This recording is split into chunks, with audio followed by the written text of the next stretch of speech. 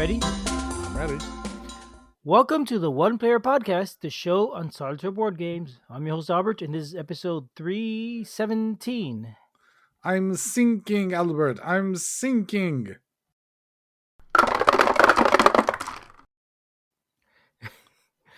Hey, Julius. That's not Albert, what I was expecting.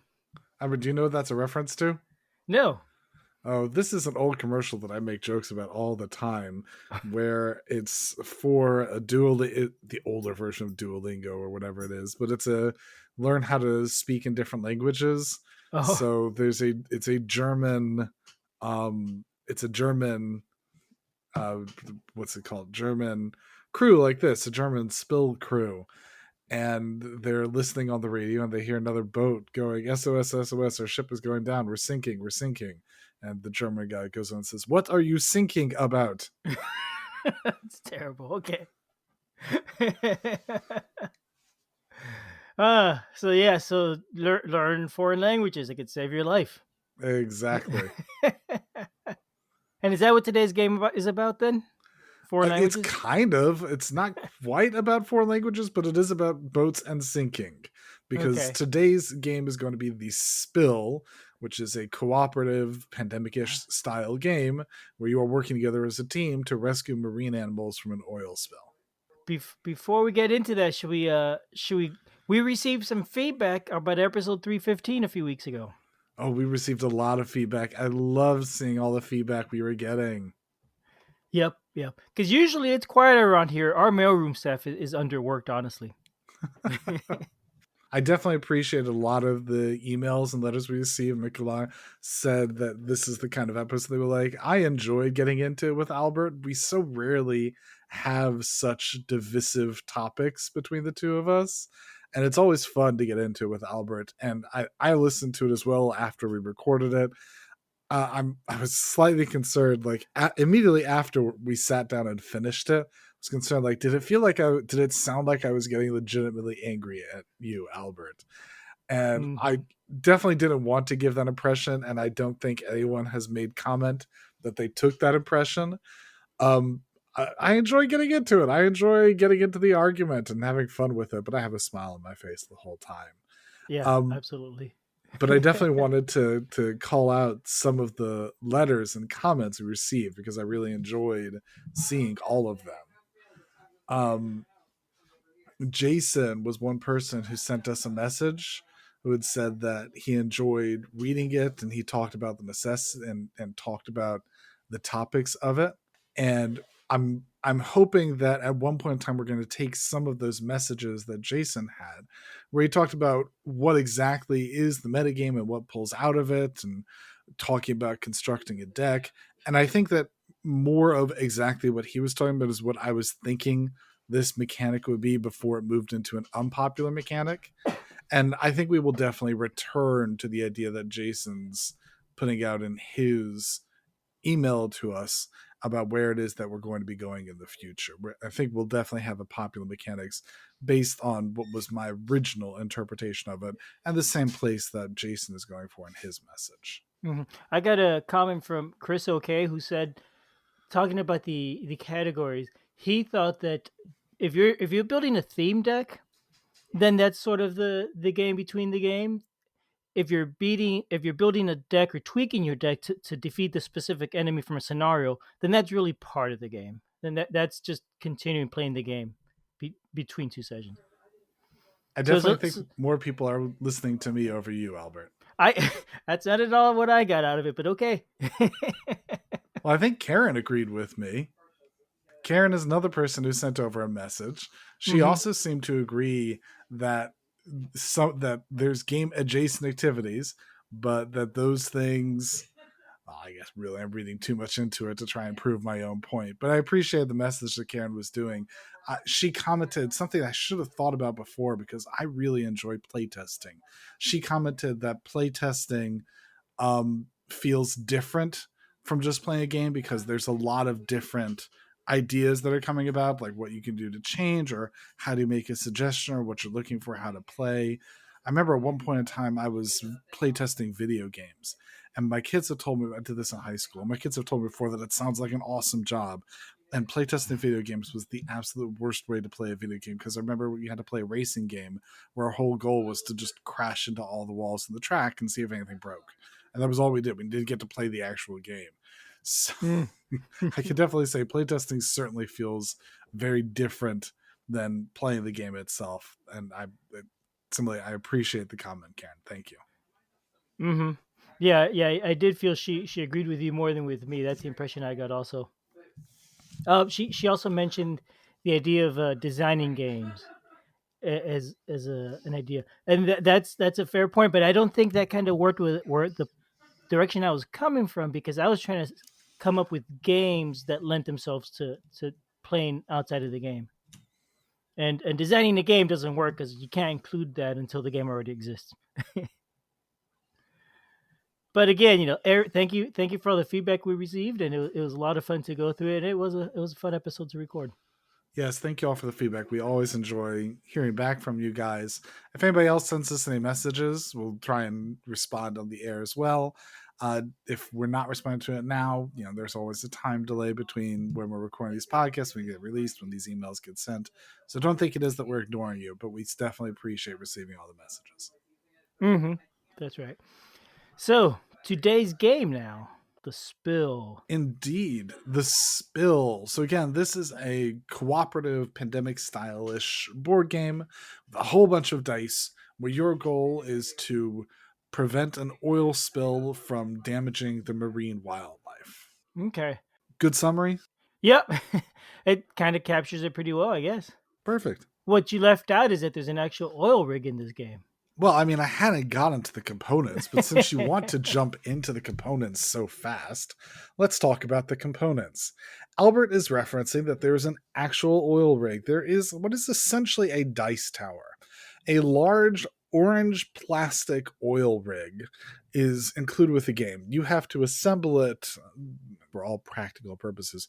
You have to assemble it every single time you pull out the game, but there is a plastic oil rag with 2 layers of dice tower-ish on it, and then the final base where the dice get thrown in all directions. You will construct that dice tower, the oil rig, and then you'll put it into a grid type thing, so that when the dice fall off of it, it'll go to one of the different quadrants of the grid, and that'll determine where around the board they go, because around the board is a circle, or on the board around the rig is a circle.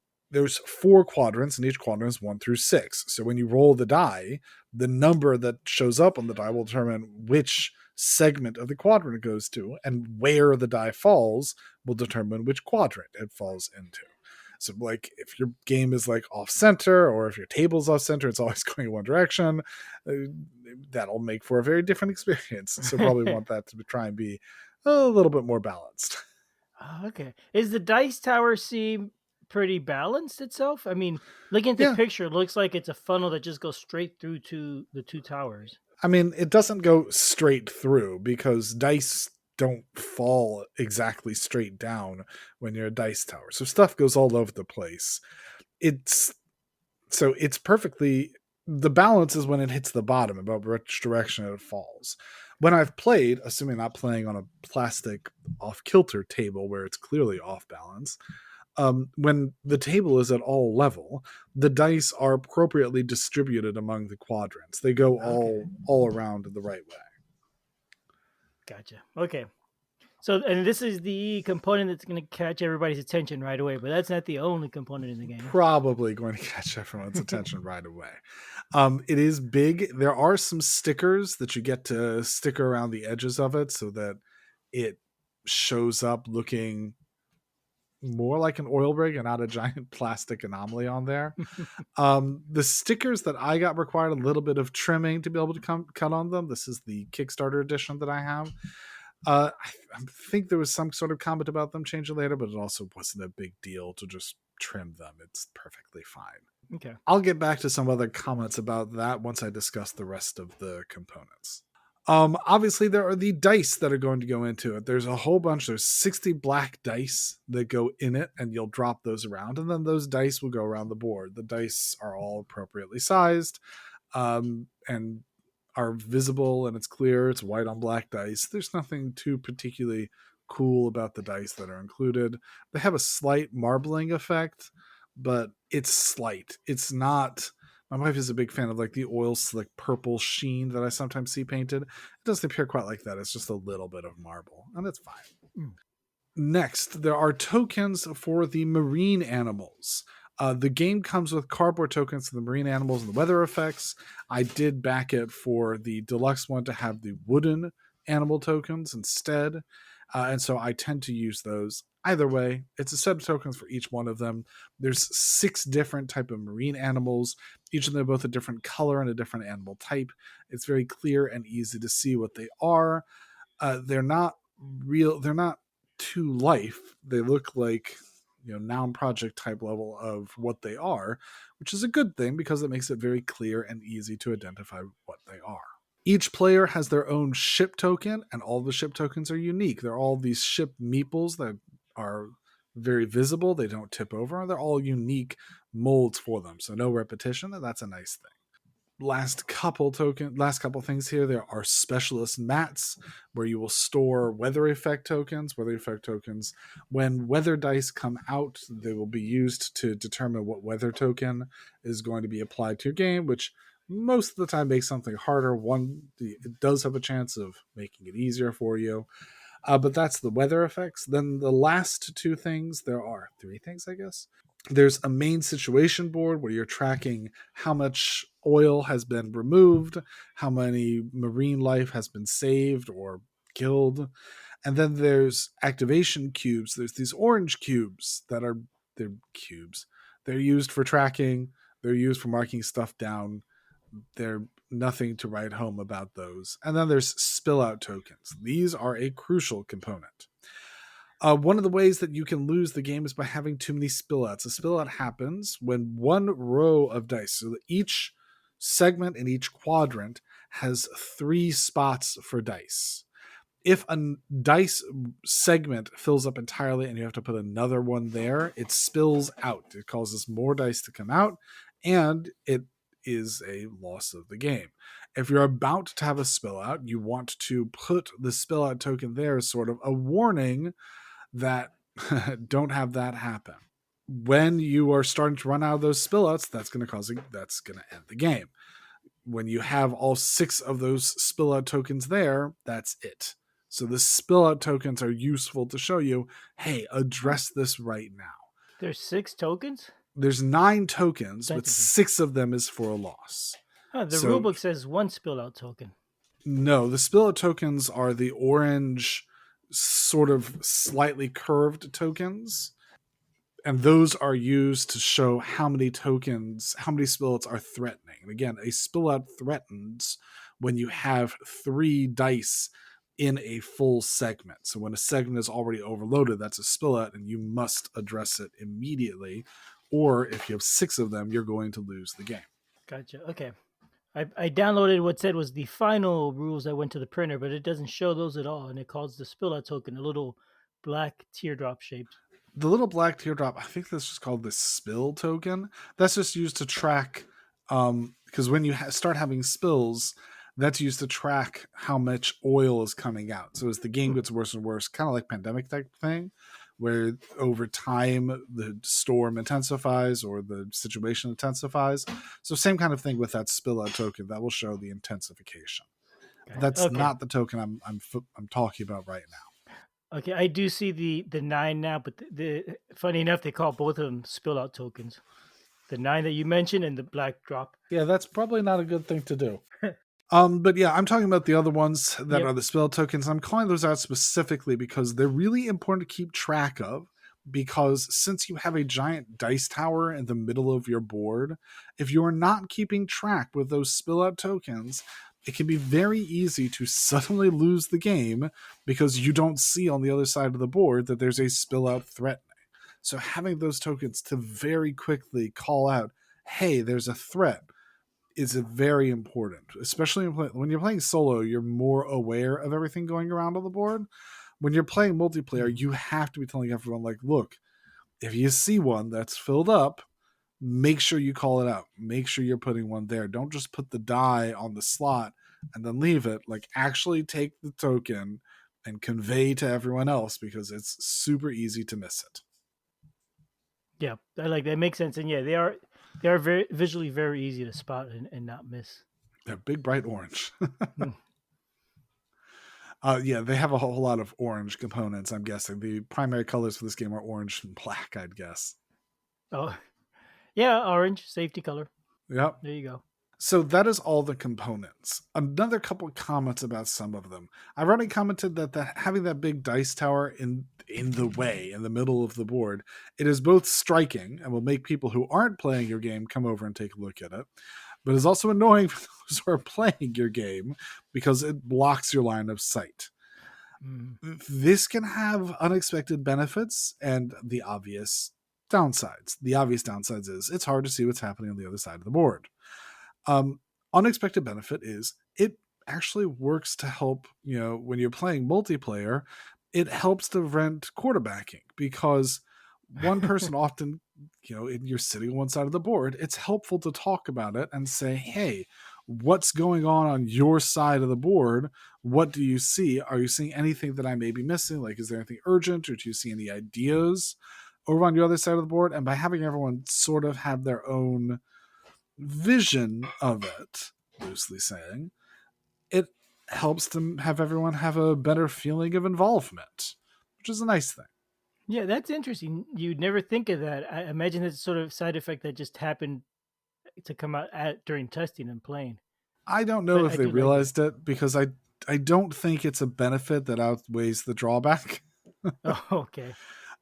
It's just it is a nice thing to have as it all comes together. It's a nice thing to have where everyone sort of controls their quadrant. When you're playing 4 player, everyone controls the quadrant. Everyone's responsible for calling out ideas and mentions, but everyone can still see into the other quadrants. So I don't think it outweighs it, but it's at the very least a benefit that you can find once the situation has happened. Hmm. And when you say each person controls a quadrant, it's not in the rules they control. It's just Oh no. the consequence of that tower being in the way that you're each going to naturally take ownership of your end of the board. Yeah, especially because like the dice, when they fall into that grid, it's very easy to not even see them. And you pull out 6 and you empty out all the quadrants, and you don't even realize, hey, one of the quadrants still has a die. And then Mm. that happens sometimes when littler people are playing on a quadrant, that sometimes some turns have less dice than others, and oops. Oh Yeah, well. and if you're playing solo, then it's also, I guess, easier to miss. Yeah, it happens. It's fine. Okay. Hmm. Another comment that I just have to mention. I don't know if you're an ASMR person. Are you, Albert? Are you an Not ASMR really. person? No. No. Nope. So there is a lot of auditory feedback when you're dropping the dice into this big plastic dice tower spill thing. It clacks against all of them on the top, it clacks against all of them in the middle, and then it clacks against all of them on the bottom. And it does it, for all 6, 8, 10 dice every turn. You do this every turn after everyone's turn. You keep doing that. It's noisy. It bothers me. I don't like it. I am considering looking into some felt or something to be able to cut Hmm. down on that noise and line the inside of the plastic with some felt. I haven't done it, and right now with my sprained arm, I probably won't till after the sprain is resolved, because it requires some measuring and things like that. But I don't like the noise. It's loud. Yeah, and it being plastic, I imagine it's loud and clacky. It would be kind of an unpleasant noise. And in fact, I thought about that as soon as I saw the tower. I said that's got to be noisy Yeah, it on the really bottom. is. I don't enjoy it. I don't know how I'm going to get the felt on the bottom base. I'll probably use the cricket to cut a pattern or something and figure something out, but I don't like it. I don't like it at all, Sam. I am. The bottom base should, well, it's not going to be perfect no matter what. It's But not. if you just do the middle and the top, even I think that would help a lot already. Yeah, it's really not. Or maybe just the center of the bottom, put a ring on there. I don't know. So Once you Once you get it, it should be easy to figure out because you buy Velcro with a sticky bottom. So, Well, I don't work quite that way. I measure things out and I cut them nicely, and oh yeah, yeah, yeah.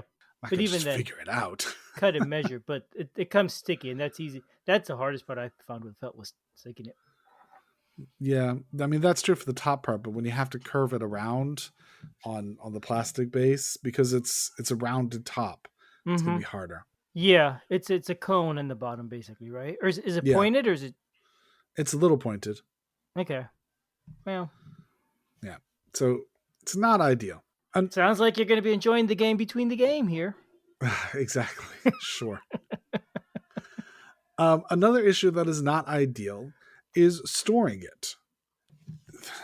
I don't. There was a plastic insert that was included with the game.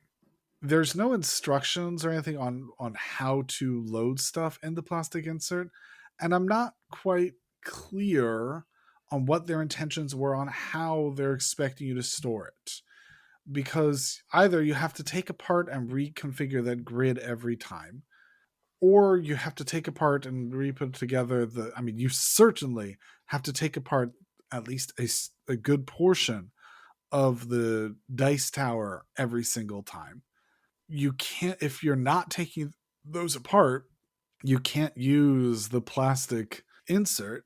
And I mean, especially the grid, the figuring out how to install the grid, there were directions for like slot A and to slot B and four and it was hard to put together. I did not want to put together that grid multiple times, especially every single time.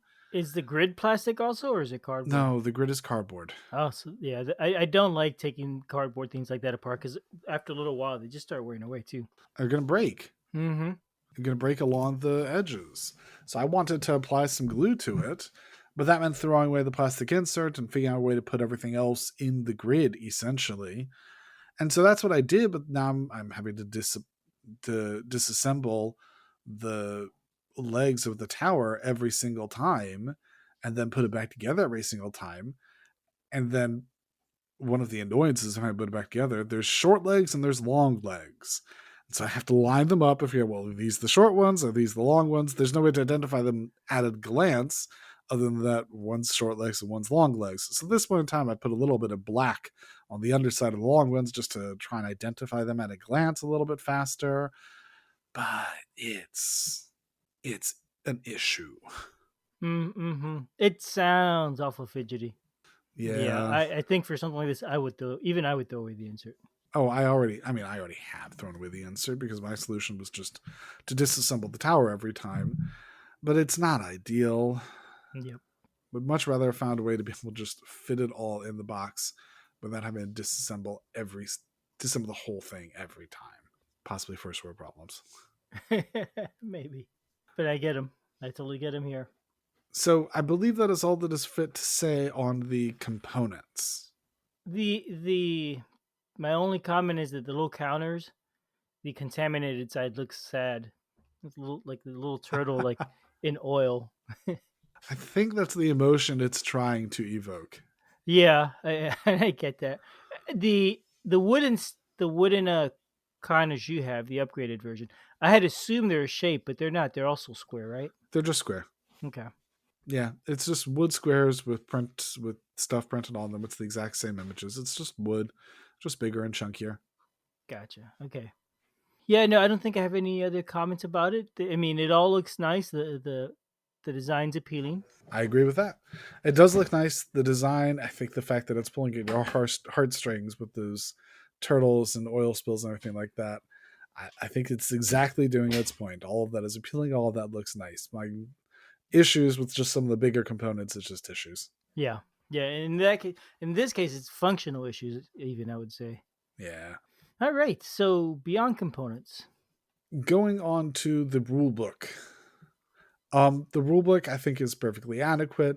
It describes how to play the game in a nice chronological fashion. So this is one of those that is perfectly fine. I had no issues with it. It's got a good reference area on the back and in the middle. Perfectly good rulebook. I have no issues with it. Okay, yeah, and it's pretty short too, right? It's like dozen pages. Yeah, dozen pages. Yeah, So it's not terribly complex or anything. exactly. So let's move on to theme. Actually, I guess we've really covered the theme. It's pulling on Albert's heartstrings. Yeah, that's the Albert theme. feels for the turtles. Yeah, that's the only one. The only counter they show the backside of in the rule books. That's the only animal I feel bad for, honestly. Oh, really? Yeah, forget the rest. I mean, you can see more of the images of the other ones if you look through BGG or on the Kickstarter page. You should feel bad for all of them. One moment. Let's go look at the sad other animals. Fine. The spill.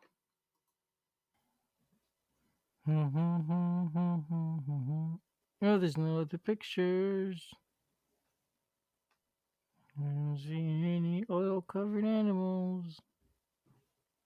Oh, wait, maybe there's a fifth seahorse in oil. What is that? Oh no. It's a little manta ray in oil. I didn't hear you, Albert. I said there's a little manta ray in oil too. Poor manta They're all rays in oil. and, and poor What about the poor turtles. pelicans? I haven't seen that. I don't feel bad for the pelicans. Yes, this is a nice eco-conscious game. I know Yeah. it fits well with my general mentality on things. Yeah, I saw a story today that they have removed 20 animals from the endangered list. Unfortunately, because they're now extinct. Yeah, It's like, oh, jeez. we're not being too good for our environments. And yeah, that's where we're at. So this game is maybe trying to tell us something, teach us a lesson, or get our attention about the environment. It could be. That's why. I mean, I've got this. I've got endangered. I'm a supporter of those kind of things. All right. Hey, one question about the dice tower. Did you get trouble with the dice getting stuck in the tops often? Right, like if you No, throw them all in there, it seems like they could easily jam up, I not mean, fit if through you're the hole. throwing all of them in, yeah, sure. But Okay, you don't ever just empty the entirety of the bag in there. but you're still doing 10, right? I could just see if you throw them Like, too close, I you think gotta you like start slowly with 10, draw. and then it goes to, I think the max you can get is 6 per turn as the game builds. So, yeah, I mean, So okay, so you may have to just pace yourself as you're putting them in. even with 10, I've never had an issue. If you're throwing in all 60, maybe. If But you're throwing all why 60, you're are not you making it throwing in the all tower. 60 in there? What are you doing? You're trying to do a dice tower table drop at that point in time. Maybe you're right. Yeah, okay. I saw a picture of the dice tower from above, and it looks like the opening is slightly bigger than a die. And that's what made me Yeah. wonder about that. Yeah. It's much bigger than a die. It's perfectly fine. Okay. All right. Okay. So how does the gameplay work? Let me go over that with you, Albert. So, this is your typical, well, I guess not typical. This follows the normal phases of your pandemic styles where the game does a bad stuff and then you try and do good stuff to try and not lose. The first thing the game will do is based upon how many spills have happened, you will pull a number of dice out of the bag. It normally starts at 3. Over the course of the game, it's going to build up to 4, 5, 6, depending on how much it is. You'll then throw those into the dice tower, into the oil rig, and then wherever they fall, go and check where they are, and adding spillets as you can. If a die goes onto a spot with marine life, you have to flip over the marine life to show that it's been contaminated. You then have until the end of the turn to rescue that marine life. If you do not rescue that marine life by the end of the turn, the animal is going to be, I don't know if they say the word killed. It's going to, it's moved to sick bay. Excuse me, moved to sick bay, not killed. But it is moved to sick bay if you don't handle it. Otherwise, theoretically, what you'll do is you'll either go rescue the animal or push the oil back, or just take out the oil dye. But you need to handle it in one fashion or another. Otherwise, you're going to be losing animals to sick bay, and losing animals to sick bay is going to be one of the ways that you lose the game. So then the last thing you do is there are these 4 blue dice. When you draw those, you'll roll those to figure out what effect happens. Whatever effect happens, everyone goes and flips over their token to show that it's active. When a person finishes their turn, if they have any of those active tokens, they flip them over. So those only last for a turn, but in general, they're a bad thing that prevents you from doing it. Once everyone's taken, once everyone takes the bad turn. So you'll be going, a person does a bad thing, and then they do a good thing, and then a person does a bad thing, and then a good thing, and go around the board. So once it's your turn, you get 4 action points to do stuff. The stuff you can do is move. You can push back a die, so you can overload a spot with extra dice and put it, or excuse me, not overloading it. You can push it back into the oil bag, so it's not theoretically being cleaned, it's just being pushed back to spill out later. You can remove it from the game, so you can actually clean it up and take it out of the bag and put it on the cleanup track, which in general is going to be something you need to do to win the game. You can rescue a healthy animal, or, which is harder, you can rescue a contaminated animal. Those are all of the stuff you can do on your turn. So very much pandemic-y. You go around the board, rescuing, pushing back the oil dice, and trying to keep going until you win. When you put dice, when you finish any set of stuff, whether it's 3 removed oil tokens, oil dice, or 6 removed animal tokens, so a full set of 6, you will get an activation cube, which is the most unthematic way of doing it because you get an orange die. Couldn't have been like a token with a cool action on it, or like a dollar, or like a UN token, or something neat to show what it is. It's an activation cube, whatever. You get an activation cube. Those activation cubes are now a resource. There are these cards that are out that you can activate. So they're like bonus actions that you can get to dredge or do extra containment or extra rescues and things like that. So it's an extra bonus you get. This is a little bit more strategic of a choice, and you can use those to be able to do more. Are you choosing which card you get, or are you drawing from the No. deck and just? So it's drawn from the deck, and usually you have 2 options out or 3 options out. Usually have a few options out, and you can pick which one of them you want to do. When you finish one off, it's discarded and you pick another one to replace it. Yeah, that's how those work. You may choose to be risky. You can draw some extra dice from the bag to get extra action points. That means that there's extra dice around, and usually in terms of straight action, it's 1 die to put it in the bag and 1 die to take it out of the bag. So, it's not, it's short-term rewards for long-term non-benefits. But it's a thing you can do if you're really pushed. If you need to rescue an animal to be able to achieve the goal, it's a way of doing that. But it's certainly risky to keep doing. It is not action positive to keep doing. Once you've Gotcha. used all of your 4 actions, you'll pass the bag to the next person. You'll keep going. You lose if the sickbay holds 1 of each different marine animal, or if it's got 3 of a single animal. You will also lose if, as mentioned before, there are 6 or more spill out tokens. So the spill out happens if there's 3 dice filling a sector. You lose if you have 6 or more of those. You can have up to 9 on the board, but if you've got more than 6, it's a big old red flag saying you must go fix this or you're about to lose. There are sets of win cards that determine whether or not you can win. There's a bunch of different ones, and they are of varying difficulties. So you pick either at random or pick one specific that you're wanting, and you pick what level you're wanting, or again, if you really want to be weird, pick at random. But there's different win cards for different things you'll need to do to win the game. Often they'll have sort of like a theme where you're focusing on. Are you focusing more on clearing oil? Are you focusing more on saving the animals? Are you focusing more on clearing oil, having less spill tokens, whatever the particular wind condition is? The wind conditions, they give some variety to the game, so the game is somewhat different. In general, you kind of want to be doing a little bit of each, and these will push you to do like a little bit more of one of the things. But you still generally want to be doing a little bit of each. You can rescue animals, you can remove oil, and you can push back oil. So it's just a thing you can do. So does this mean you could kind of ignore the win conditions until the last few rounds or something like that? No, because you do want to be focusing on these. There's especially some of the win conditions, which are you have to save contaminated animals specifically.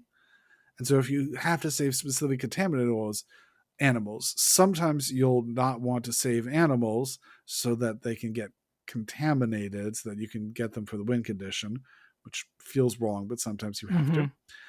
Or you'll have to, again, with people giving you a big old warning, if it turns up that an animal is contaminated and it's one of the set, or it's one of the ones you need, or it's hard to get contaminated ones, someone should be there warning you, like, hey, now is the time to collect a contaminated animal. Let's go do it, or things like that. So you'll want to be focusing on some of them, but at the same time, you don't want to do any of the negative conditions, and you don't want to lose. So it's sort of thing you should be aware of the whole game for when the opportunities come up. But it doesn't change every single one of your turns, Gotcha. right? Okay. Yeah. I There, like that there's 9 different ones too, so you got plenty of options, or some more yes, variety, even if it's not a big variety. yes. There is a superseding win condition of having the bag of dice be empty. So if you run out of dice to throw into the tower, you cleaned up the oil spill, you've contained it. Even if you haven't won the card win conditions, you have an overarching a bonus win condition of being able to win. It's not mentioned on the card. It's not mentioned anywhere other than the rules. Possibly it would be nice if it had a card, just one extra card to match the other win condition cards, just to say, hey, this is another win condition, to just have it out there. But yeah, Mm-hmm. it Is can't. that uncommon? It is not uncommon. No, Oh, okay.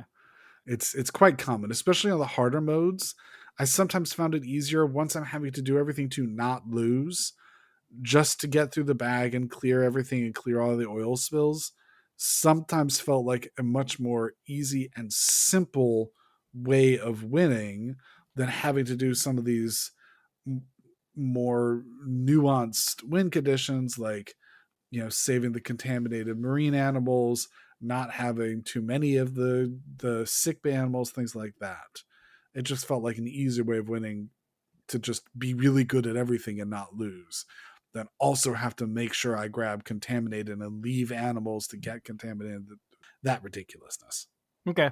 So you got a couple ways to win. Either remove the oil spill entirely, clean it up, or meet your specific goal. Yes. And remove the dice from the bag, essentially, which is an action intensive way of winning, because it's one action to put a die from the board back in the bag, but it's two actions to remove it from the game completely, to remove it from the bag completely. Ah, okay. So that's why it's action intensive to go that way, but sometimes it's just easier, more simple to do that, because if there's no dice in the bag, like, it's not going to be coming on the board. Yeah, that makes sense. So that is that. Let me comment on some of the gameplay in terms of the action points. You I did not often find myself locked out of turns where I'm looking at the board, I'm like, hey, all my issues on the other side of the board. There is nothing I can do here. But it did happen often enough that I make comment about it, where all of the issues, just because the dice are completely random, Hmm. all the dice could be on the other side of the board. And I'm over here like, there's nothing for me to clean. I've got 3 spillouts on the other side of the board. I've got 5 marine animals threatened on the other side of the board. I'm over here. They're over there. There is nothing I can do to be able to prevent that. Now, the solution for that is, I mentioned, get extra dice from the bag to be able to take the extra actions and let issues come up later, because you need to now. But there's definitely times you're like, I am on the wrong side of the board. I want to teleport. Just turn it around. Just turn around. That's right. Now, some of the people, so each player generally has a bonus ability they have, similar to how Pandemic, there's different characters that you have. So same type of thing here. There's different characters and they do different things. So if you have a character that, say, lets you move all the way across the board, then very good. You get to move all the way across the board, and that's a thing you can do. Or if you have an action ability or an activation cube you can use, or whatever it is, you may have extra special powers that will let you be able to rescue when something's on the other side of the board. But when it comes up that everything else on the other side of the board, arg, arg, arg, arg. Yeah. Just wait a little while, it'll come back. Uh, yeah, seriously, wait a little while and come back. No, you'll just lose. It's like the tides; they'll just come and go. Yeah, you just lose when that happens if you can't pull it up. It's it's frustrating, and I just want to mention that it's frustrating. But I mean, it's a random game. It's got dice. The game is supposed to sometimes just lose you that way. If it weren't Yeah. random, it wouldn't be a game. There has to be a risk when you're being able to play that. I just wish that were mitigable, but it is what it is. Another comment I want to make: the weather effects. What happens when the weather effects come out is if a blue die comes up, you roll it and consult it for which side. So there's different icons to the different sides. You roll it and you see which one it has, and then everyone has to flip over that token. Now, every person does a thing with the dice. So let's say you're playing a 4-player game. When one player one pulls out a weather effect and flips it over, and for example, you can't use your specialist ability, when it gets 3 turns later to your turn, you're expected to look down your board, see like, oh, I'm not supposed to be using my specialist ability, and remember that, and then do it then, even though really it didn't get flipped until 3 turns ago. Now, hopefully, you'll remember because every single person between you and that person will have to be dealing with their specialist ability.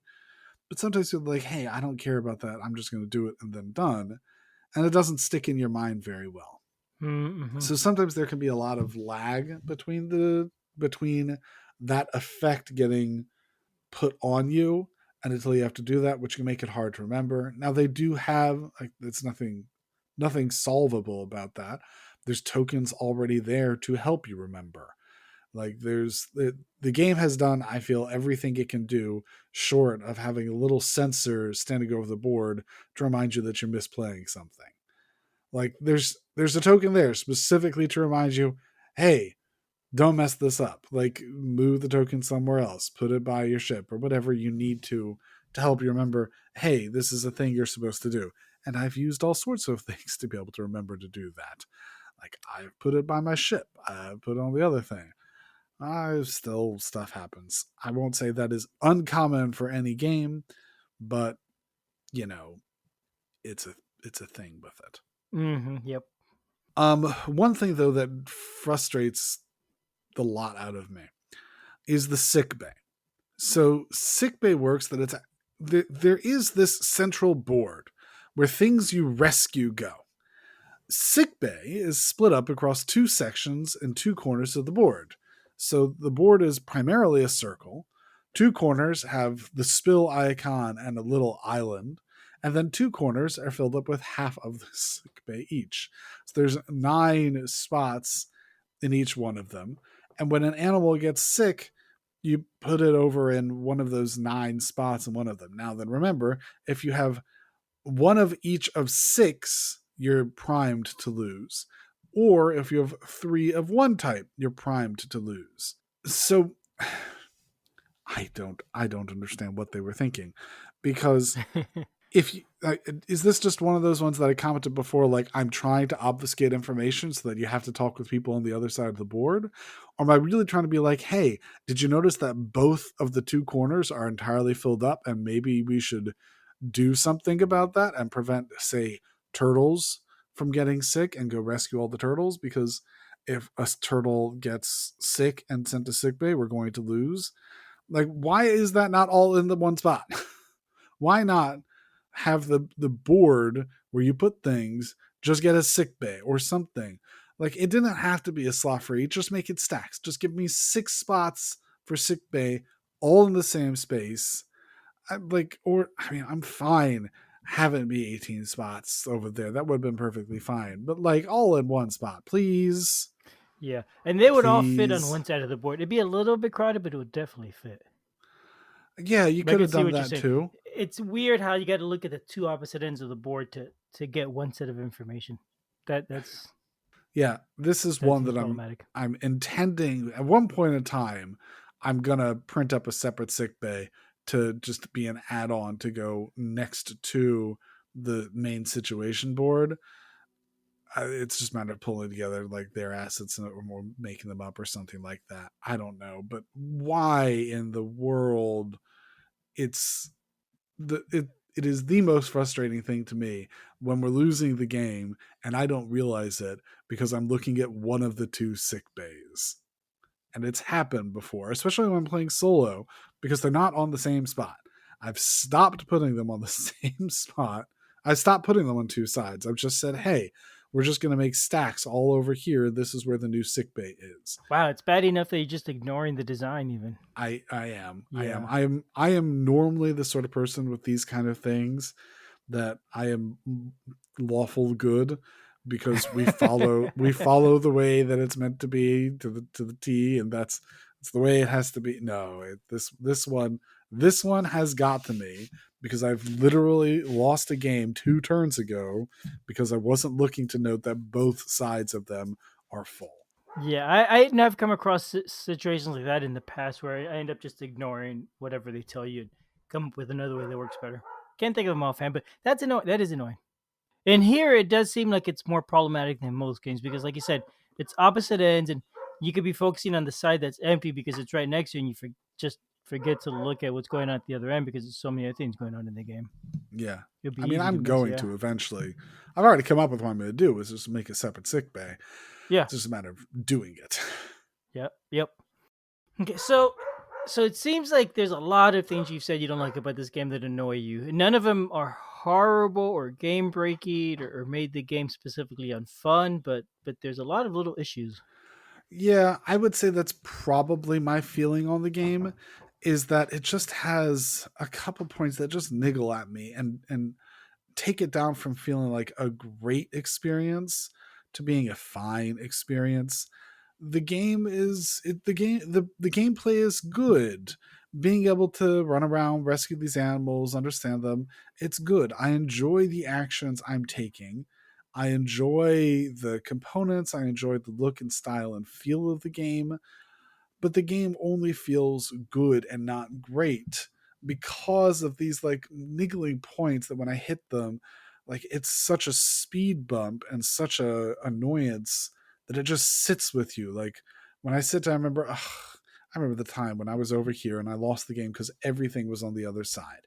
I remember the time when I lost the game 2 turns ago because I didn't realize how much stuff was sick. And like the sort of experiences that just are sitting with me on this game. But the game Mm, itself, the game itself is good. Other than these things, like the design feels strong. The elements of running around, trying to rescue them, using your action points, it feels like a good pandemic style game. It's enjoyable doing all of those sorts of it's enjoyable doing all those sorts of things. It's enjoyable rescuing them and running around and playing those things. Yeah, I guess I just have mixed feelings about it. uh-huh. Now, if you're playing solo, especially, I guess you don't have to put the oil rig in the middle of the board. You could have it to the side of the board, couldn't you? Next to the board, You'd just have lined up in to the same orientation. there's two issues with that. Mm-hmm. That would allow you to see across the board, but when dice come out, so they're in a quadrant, no matter what, one way or the other, they're going to be in a quadrant not facing you.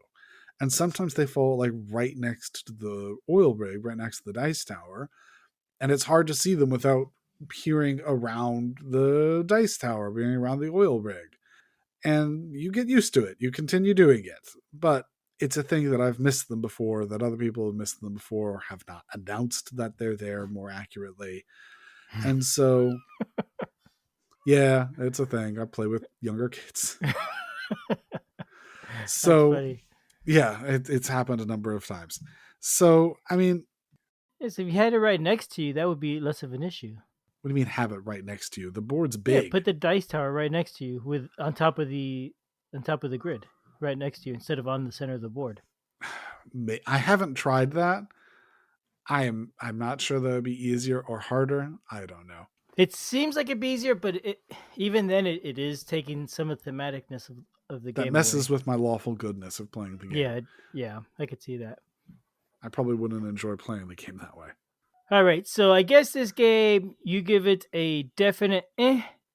I give it mixed feelings. I mean, Yeah. if the cons that I've said here are don't feel like they're cons for you, I think you'll really enjoy the game because those issues, barring those issues aside, the gameplay is really strong. The play of it is really strong. But those are certainly cons for me, and I suppose it's up to the listener to figure out whether or not that's an issue for you. Yeah, it sounds like a neat game. I do like the oil rig idea. That looks fun, Yeah. and especially if you have 4 people playing, it sounds like it actually works much better with a group than it does individually because of those issues you mentioned, right? And the fact that in a group you get to talk more about it. Oh yeah, I definitely. I mean, no, I was gonna say I enjoy playing it solo more, but or I enjoy multiplayer more. I don't think that's true. I think the game particularly facilitates multiplayer more than some other co-ops, but I don't think it facilitates multiplayer more than solo. The solo is still a very good and enjoyable experience, Okay. but I will definitely pull it out if I'm having quarterbacking issues with a certain player. Be like, dude, stick to your corner and advise people from your corner, but don't tell people about their corner, because like, why? Just sit over here and talk about your side more than telling everyone what to do. All right. Well, I think we've been stuck in the slick for a while, Julius. Should we just sail away now? I think so. I've definitely spilled out my heart and soul in this game. All right. Okay. Well, thanks everyone, and we'll be back next week. Alrighty. Have a good night, everyone. Bye bye. Bye bye.